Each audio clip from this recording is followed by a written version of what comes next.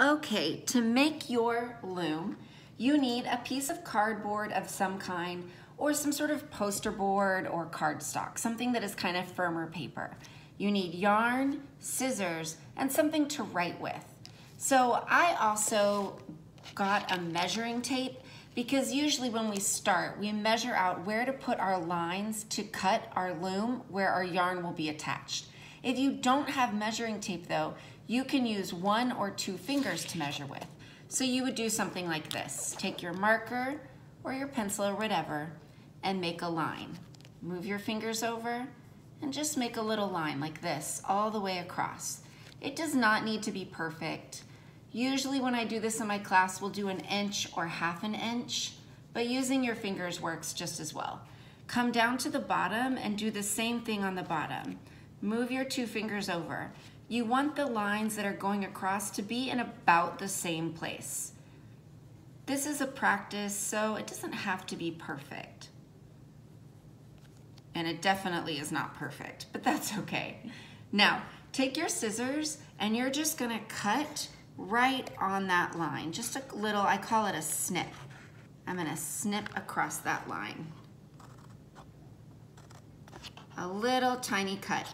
Some kids do a really teeny tiny cut. You want it to be about 1/2 inch long.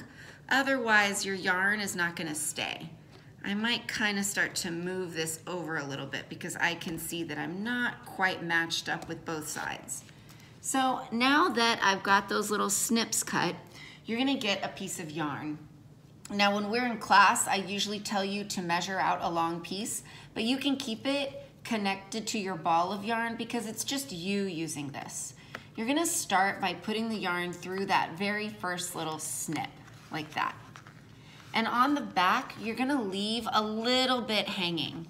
Some kids will pull it through so it's really short, but you wanna have it a little bit longer because when you're finished and you take it off of your loom, you're gonna wanna be able to tie that end off. So now I'm gonna just go across like this and attach it from one snip to the other. Now I go to the little cut right next to where I was and then across. This way it doesn't go across the back, it only goes across the front. So I use that pattern, across, next to it, across, next to it, across, next to it, across, next to it, across.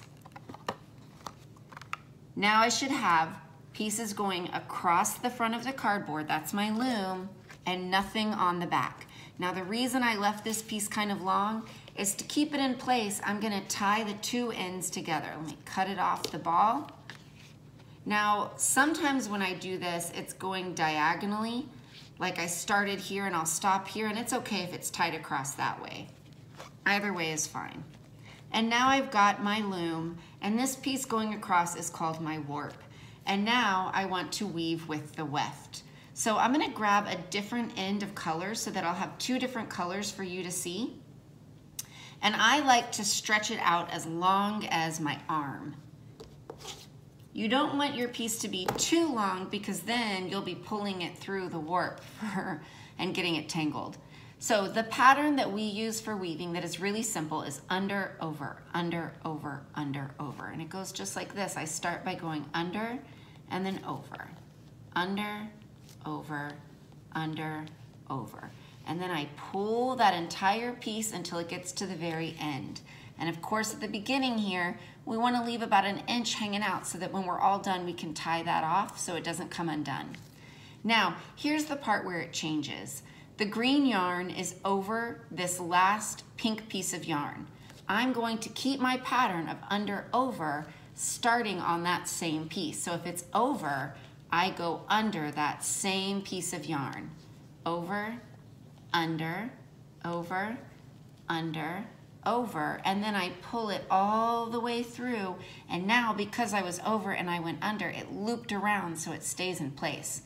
Don't pull too tightly. You don't want to start to see it coming in like this. It happens, it's okay, but be gentle. It's just cardboard and yarn. Now that I'm at the other end, I'm going to do the same thing. Right here, the green is over this pink, So to keep my pattern going, I go under that exact same piece, and I have under, over, under, over, under, over, going across horizontally, and it's going that same pattern down vertically. And of course it looped around. Let me show you what happens if you don't change your pattern. If I'm over this last piece and I go over again and under, when I get to the end, it's not gonna connect. It's gonna do this. Whoa! And you're gonna say, wait a second, what happened? Well, what happened was you didn't go the opposite in your pattern. So we're over, let's go under, over, under, over, under, just like this. It's over, so I go under, over, under, over, and you're zigzagging back and forth. You wanna make sure that you start where you stopped. I don't wanna all of a sudden start where I started before, because then I'll have a big piece going across. So when I get to a point where I'm close to the end, I'm gonna get a new piece of thread, and I like to tie them together, but you don't have to do that. You can just start where you stopped. It's not gonna all come undone unless you start pulling it apart. So now that I have a new piece, let's keep going. It's over, under, over, under, over, under, pull it through. Now it's over, so I go under, over, under, over, under, over. Pull it through. We're over, so we go under, over, under, over, just like that. Pull it through. And then I like to pull them close together as I go down. A lot of kids get frustrated because they'll leave really big gaps, and then I'll come around and I'll pull them closer together like this. So here's what I mean. If you get to the end here, you don't need to automatically tie it to a new piece. You can always just start. So here I've gotten a new piece of thread, and I'm just gonna start right where I stopped. It doesn't matter if I'm under or over. I like to start by going under, but it's your choice. Now I'm over, so I'm gonna go under, just like this. It's really relaxing to weave. You're just following this pattern and you just keep going. And then when you're ready for a new piece of yarn, you get a new piece of yarn. You can take this piece and tuck it in as far as it can go, and now I can grab a new piece of yarn. When you get all the way down to the bottom, you can turn it over and you can just pull these pieces right off of the cardboard, just like that. All right, guys, good luck, have fun. Send me a direct message if you have any questions. Bye.